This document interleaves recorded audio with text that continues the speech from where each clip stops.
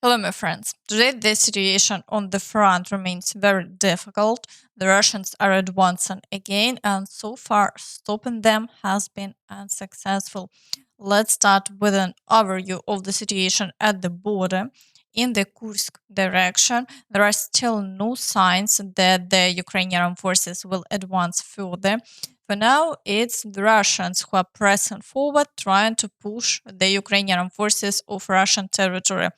The situation here is tense, with the Russians carrying out a maximum number of shelling both on border villages in the Sumy region and on Russian territory that's under Ukrainian forces' control.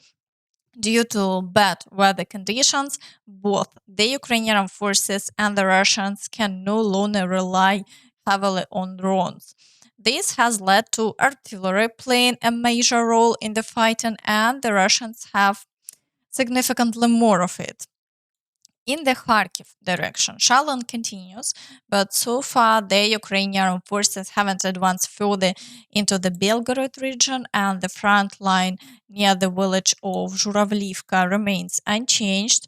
There are still reports suggesting that the Ukrainian forces may be attempting to advance, but there is no official confirmation yet, so we'll have to wait and see. Additionally, the Russians are continuing their assaults near the village of Staritsa, and fighting for Vovchansk hasn't stopped. After successfully capturing a factory, the Russians are now trying to cross the river to the southern part of the city. However, the Ukrainian forces are repelling all attempts, and the front line remains stable. In the Kupiansk direction, the Russians are breaking through towards Kupiansk and storming Petropavlivka. The situation here is very difficult. If the Russians manage to pull the front line closer to Kupiansk, we may soon see battles for the outskirts of the city. Further south, the situation is also tough as they break through into Novoosinovo and are assaulting Glushkivka, Kolesnikivka, and Kruhlякivka. The distance between the front line and the water barrier is now only 1.5 kilometers, and the fighting continues. In the Borova direction, the Russians are storming Lozova and the village of Vishneva, but so far they haven't been able to advance. However, they've had more success further south. They've made progress near Novosergiyevka, Grekivka, and even moved closer to Novomykhailivka. Their advances and attacks, coupled with shelling, have remained steady, with activity here still quite high. According to Russian claims, they are trying to reach the Askil reservoir and then push towards Izum, where the front line was before the Ukrainian forces' successful counteroffensive. Of course, their progress is slow, but they continue their attacks, hoping that the Ukrainian army will eventually tire and a major breakthrough will occur. So far, however, the Ukrainian forces are holding on, and the fight for every position is ongoing. In the Kreminna direction, the Russians are also gradually advancing. They have captured Nevsky and made significant progress, with the assaults continuing. Their primary goal here seems to be reaching a water barrier, after which they will likely move towards Liman and Slovyansk. So in this area, they are essentially trying to reclaim territory lost during Ukrainian forces' counteroffensive. In the Siversk direction, no changes have been recorded and no new Russian attacks are taking place. It's likely that another regrouping is underway. We'll have to wait and see how events unfold next. In the Chasiv Yar direction, the Russians are making breakthroughs around Kalinivka, with ongoing battles near the highway.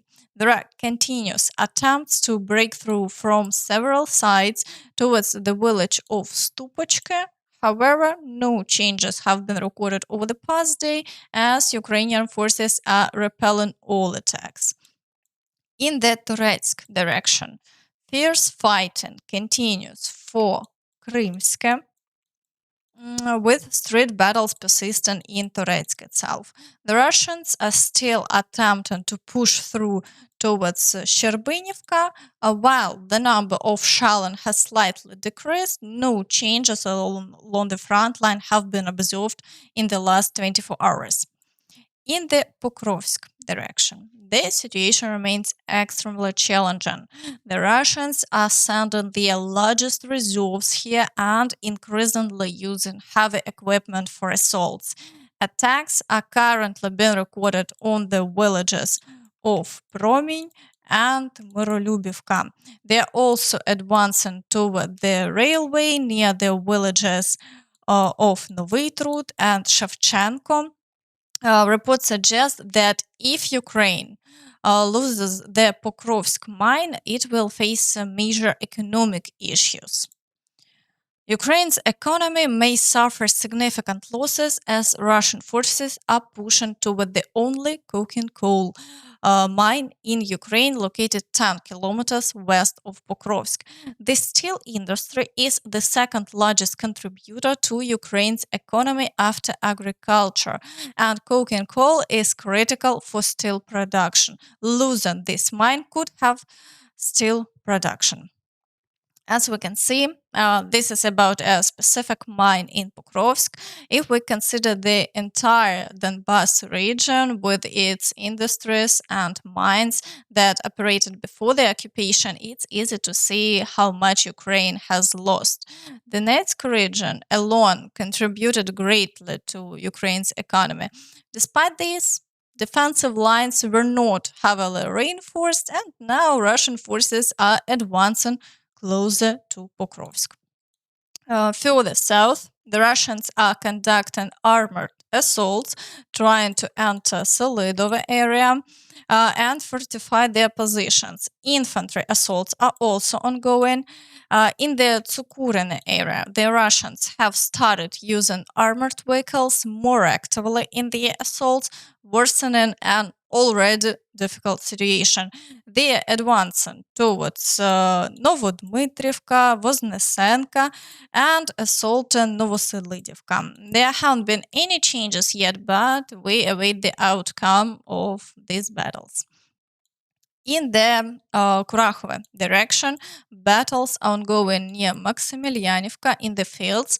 Further south, the Russians are assaulting Katerinivka and Antonivka, but over the past 24 hours, no changes have been recorded as Ukrainian forces have repelled all attacks. In the Vuhledar direction, Russian forces continue their assaults on Bogoyavlenka and have started to push through the fields near Velika Novosilka. So far, no changes have been recorded, but Ukrainian forces are managing to repel all attacks. However, the Russians have concentrated a significant number of reserves here, so activity continues. In the Zaporizhia direction, the Russians are persistent with offensive actions on Malatokmachka despite a lack of results. They are also shelling frontline settlements, but there have been no changes over the past day.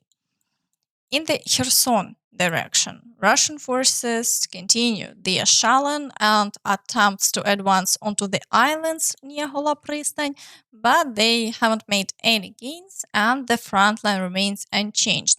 However, today there is concerning news regarding the shelling. Yesterday, the Russians launched an attack using drones, and now reports suggest they are stockpiling missiles. Unfortunately, Russia is accumulating missiles at air bases for strategic aviation. Il-76MD aircraft are transporting parts, fuel, and the missiles themselves. There are also flights of Tu-22M3 and Tu-95MS aircraft between airfields. It's possible that the Russians are preparing for strikes. To prevent Russia from striking Ukraine, their air bases need to be destroyed. However, this requires permission to strike deep into Russian territory. And after President Zelensky presented his victory plan, the US quickly responded by reaffirming that their approach hasn't changed and they are not given permission for strikes within Russia. This means one part of Zelensky's plan won't materialize. Despite this, the US announced a new $425 million aid package. There is a possibility this could be the last package as elections are approaching, and if Trump wins, he has stated that US aid will be reduced, citing the need to spend that money elsewhere. But Friedrich Merz, the candidate for Chancellor of Germany, has made a bold suggestion.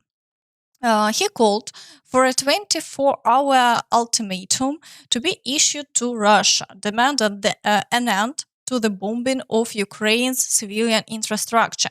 If this condition isn't met, he proposed removing range limitations on Ukraine's weapons and delivering Taurus missiles. This is indeed a serious proposal that could lead to decisive actions. However, it seems unlikely to gain immediate traction.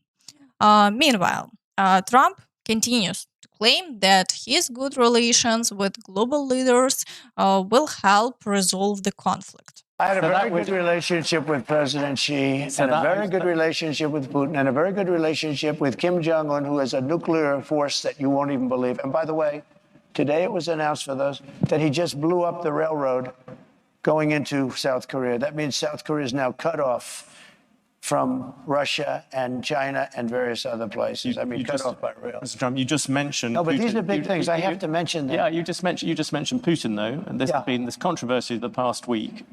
Can you say yes or no whether you have talked to Vladimir Putin since you stopped being president? Well, I don't comment on that, but I will tell you that if I did, it's a smart thing. If I'm friendly with people, if I have a relationship with people, that's a good thing, not a bad thing, in terms of a country. He's got 2,000 nuclear weapons, and so do we. China has a lot less, but they'll catch us within 5 years. That sounds very much like you did talk to him. I don't talk about that. You talk about talking to Netanyahu, you talk about talking to these people. As you can see, no real specifics, just more statements as part of the election race. The big question remains whether Putin and other world leaders will listen to him and hold the war. The conflict is in full swing, and for now, Russia seems to have the upper hand. There is no breakthrough in sight yet, so we'll have to wait and see. What do you think about all this? Please share your thoughts in the comments. And that's all from me. So please don't forget to like this video, subscribe to the channel, and hit the notification bell to stay updated on all the latest news.